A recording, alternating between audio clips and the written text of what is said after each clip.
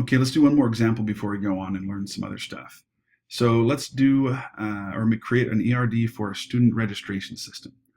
Think it through the objects or the entities that we need to keep track of. Well, we've got students, courses, and instructors. Let's start there. We're going to need a couple more besides that, but let's begin with those three and fill this out. All right. So let's come up with a little bit of data about each of them here. We're going to have student, some type of student ID. Let's give them a name. Let's keep it simple for now, and we'll just stick with those two fields. Let's make this one course ID, name, credits. Obviously, you have like a course description, other stuff like that, but let's just keep it simple. Here's our instructor, primary key, instructor ID, name, and again, we'll keep that simple. Okay, we've got three entities. Where should we begin? Let's do course and instructor. So an instructor can teach one or many courses, obviously many courses, right? A course can be taught by how many instructors? Well, let's think for a second. Does this mean team teaching a course? Let's say that we don't want to allow team teaching and there's only going to be one instructor for every course. Well, here's the problem. Courses have multiple sections, right? In fact, this class, the class that I use this video for, IS-201, we often have 8 sections per semester, and could be any number of instructors teaching each of those sections. So, all right, that creates a new entity, section. Well, let's come back to this one a little bit later. For now, based on those rules, I'm going to say that we can have a course taught by many instructors because there's many sections of a course, but also an instructor can teach many courses. There's that many-to-many relationship that we had in the last video, and we know that means we're going to have to break this out and put an association class or linking table in between. But let's come back and worry about that later and fix this then. Let's look at student to course now. So a student can obviously take many courses, and a course can have many students. Okay, so one more many-to-many relationship. Can I copy paste that? Let's see, I sure can. And there we go. All right, so another many-to-many.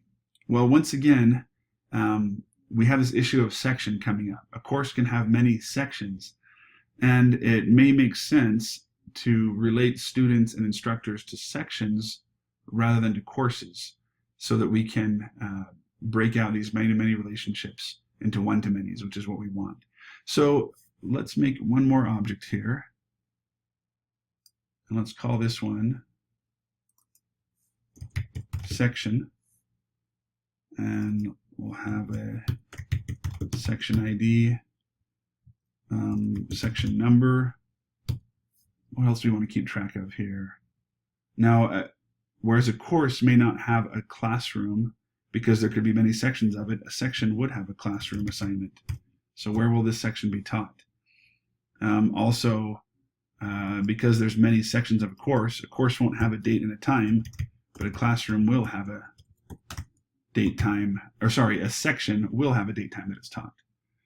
Okay, well, now this is helping a little bit. Let's define the relationship from course to section. So a course can have many sections, but a section, can it belong to more than one course? I could actually see a decision being made, yes or no in this case, depending on how perfectly normalized or how much you want to get rid of redundancy in the database. Let's keep this a little bit simpler and say that each section in this table right here, especially if we have a classroom and a date and time attached to it, a section can belong to only one course. So we've got a list of all of our courses in here, and then an example of each section. If you're having trouble conceptualizing this, let's just try to put some actual data and see what this is going to look like. So let's say we've got our section table here, and we had a section ID, we have a number, we put in a classroom and a date time, and then let's have course here, and let's put in course ID, name, credits. Now this is interesting. Notice that why would I put credits here and not in section? Think about that for a second. I'm going to make this look nice. All right, let's put some data in here. Center all of those, bold, put a border around it, great. All right, we've got section ID 1. All right, section number. Well, maybe it's gonna make more sense to put a course in first. Let's put course ID 1 in here, and let's call this one IS 201, and say that has 3 credits. Let's make another course, 2. Accounting 200 is another required course here for the business school. Let's put in one more, finance.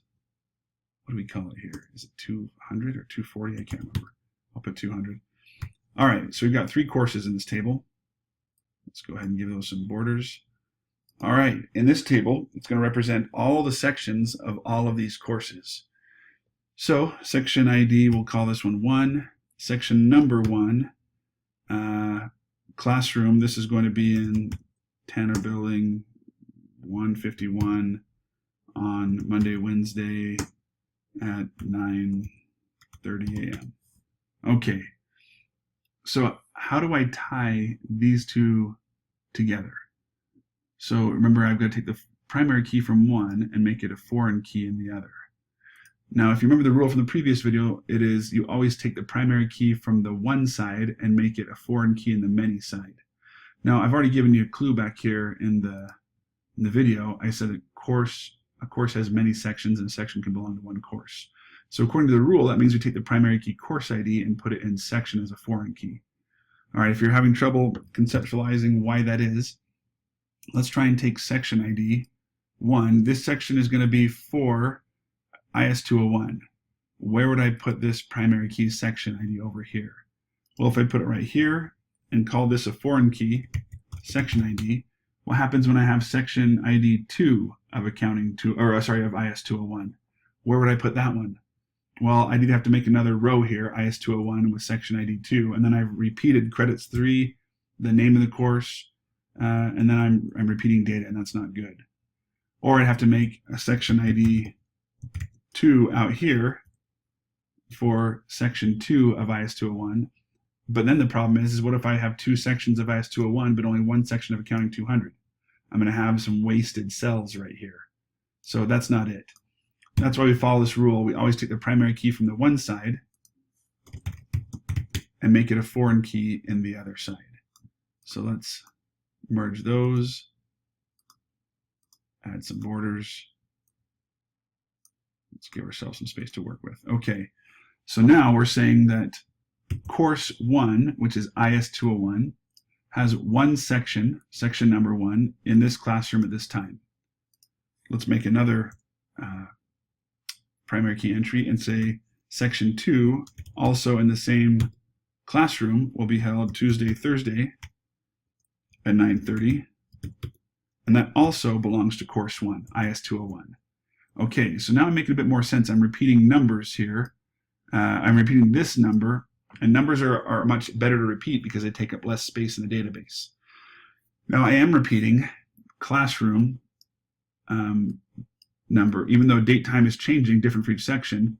I'm repeating classroom. Now, if you really wanted to get crazy and make this database totally normalized, and this really isn't that crazy, I would make a separate table and call it classrooms and give each classroom an ID, and then use that ID right here as a foreign key called classroom ID.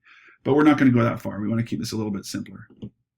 But in reality, at least here at our school, we're going to have many sections here of a class like IS 201. Actually, all 3 of those. 151, we'll say this one's taught Monday, Wednesday at 11 a.m. or something like that. Also, course 1. Okay. All right, let's just say that's all of IS 201. Now, section ID continues as number 4 because this is the primary key. Therefore, each row, each cell here has to be unique, or each row has to be unique. Here, though, we're going to start back over. This is going to be section 1 of accounting 200. So I can repeat the number 1 here again. That's not a problem. Let's say this one's in Tanner Building 251, Monday, Wednesday at 9:30 or something like that. Then I've got another one, 5, section 2, also in 251, now on Tuesday, Thursday, but also for course 2.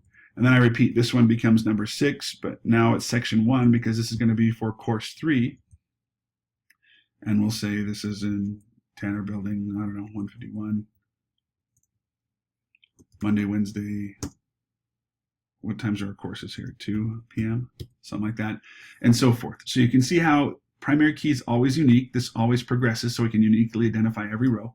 Course ID is a foreign key that matches up with course ID right here. And then we're just repeating section numbers, classrooms, and date times. So this is why, back here, we have a one-to-many relationship from course to section. So now that we have that in place, let's fix some of these other things here. All right, let's go to instructor. Let's relate, because each section can have a different instructor, let's relate instructor to section now instead of to course. So let's think through this many-to-many now. This means that an instructor can teach many sections, and each section is of a different course type, or could be of a different course type. Doesn't have to be. All right, that works. Each section can have multiple instructors. Well, let's say that we came up with a rule at our university, there is no team teaching allowed. If that's the case, then this is no longer a many-to-many relationship. It's now, what am I looking for? Right here. It's now a one-to-many relationship. A section can be taught by one instructor. An instructor can teach many sections. So that means we've got an instructor table. And where does the primary key move? From which side? Which side does the primary key move to the other to become a foreign key? Think about it for a second. Let's go back to our data. Let's make our instructor table right here. We're going to have an instructor, ID, name, and that's all we're going to stick with for now. Merge those guys. Center all of them. Bold. That thing. Perfect. Let's say we've got 5 instructors, something like that. Instructor ID 1. Okay, 2.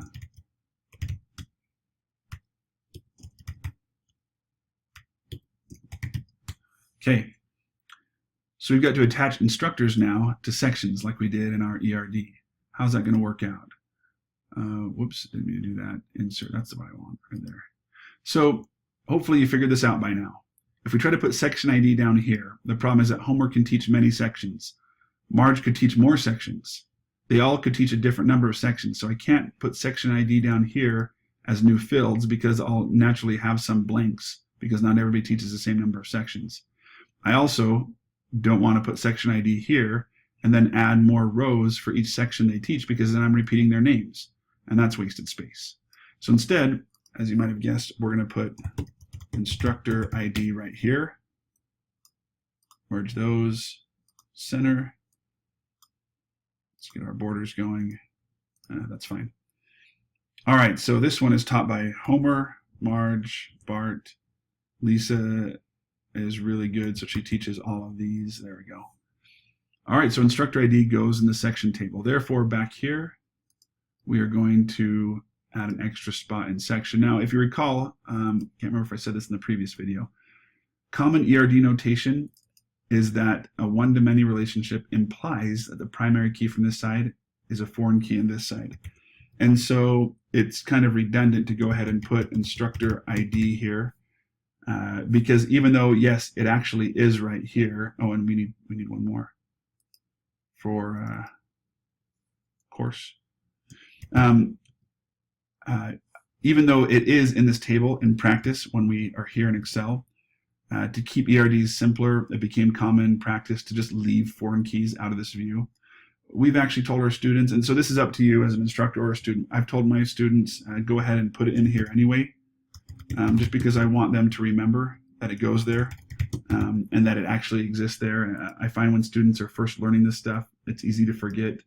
And so I tell them to go ahead and put the foreign key in there anyway. It's not going to hurt. It just adds a couple extra lines, so no big deal. All right, let's deal with student now.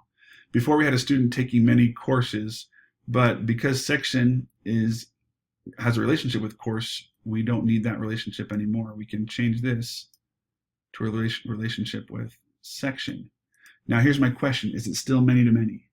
So can a student be related to many rows in the section table? Well, let's take a look here. So a student could take Section 1 of IS 201 and also Section 1 of Accounting 200 and Section 1 of Finance. So yes, a student could be related to many records in the section table. But can a record in the section table be related to many students? Well, yeah, of course, right? Each section is going to have dozens or hundreds of students in it. So we do still have a many-many relationship, which means that once again, we're going to have to come up with an association class. So let's delete this guy. Let's make our association class or linking table, whatever you want to call it, right here in the middle. All right. And this is going to represent an instance of a student being registered for a section. So what should we call this? Actually, I like that word, registration.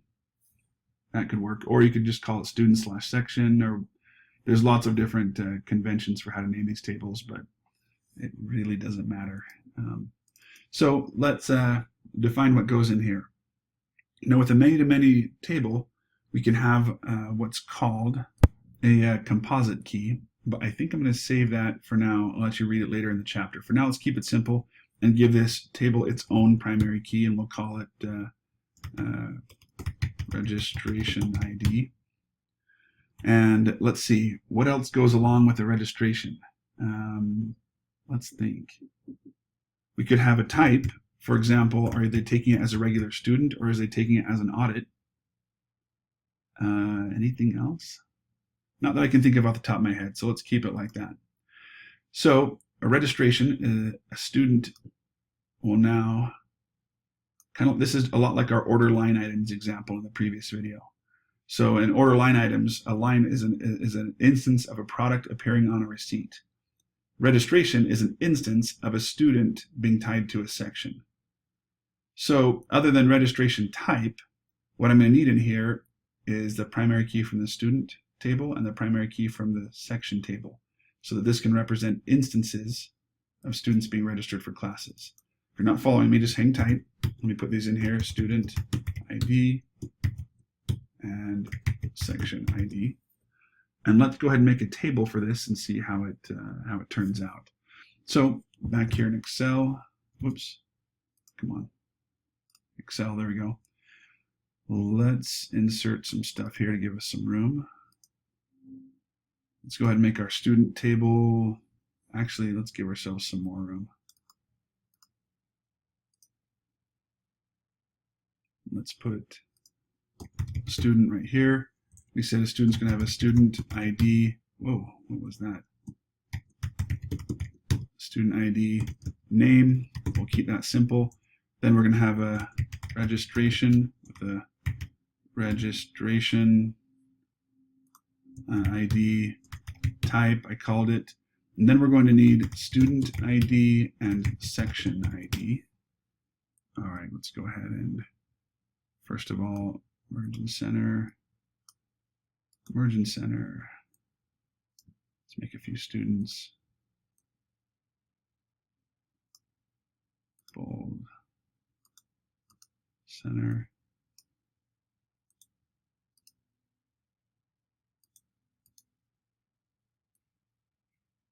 This is going to need a few rows.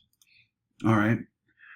So let's make some students. All right, if the Simpsons are the instructors, who are going to be our students? I got daughters and they love to go to Disneyland, so all I can think of is Disneyland examples.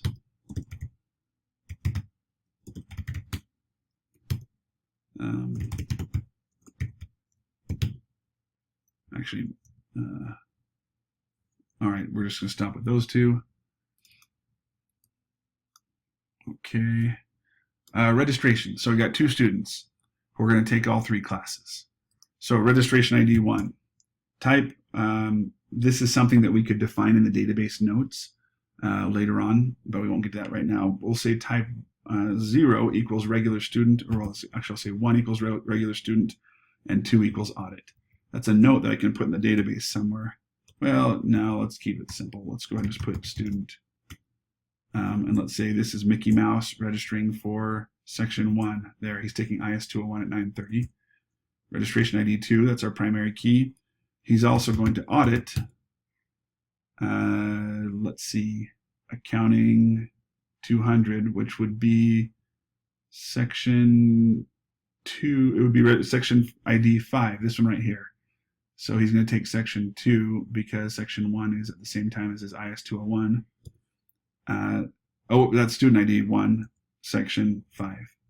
There we go. So I've got Mickey Mouse taking IS 201 as a student at 9:30 on Monday, Wednesday, and taking accounting 200 as an audit on Tuesday, Thursday at the same time. All right, and Donald is going to take 3 classes, so 3, 4, 5, all as a student. You noticed earlier I was putting like 1 and 2. I don't like to repeat words like this, so typically I would use a code and say 1 equals student, 2 equals audit, or just go ahead and make a separate table where with a row where type ID 1 equals student and type ID 2 is audit or something like that. Anyway, here's Donald Duck, and he's going to take IS 201 Tuesday, Thursdays at 9:30, accounting 200 Monday, Wednesday at 9:30, and then finance Monday, Wednesday at 2 o'clock. There we go. Okay, back here to the ERD. This is our student registration system. Hope it all makes sense. Keep going in the chapter. Rewatch these videos if you need to.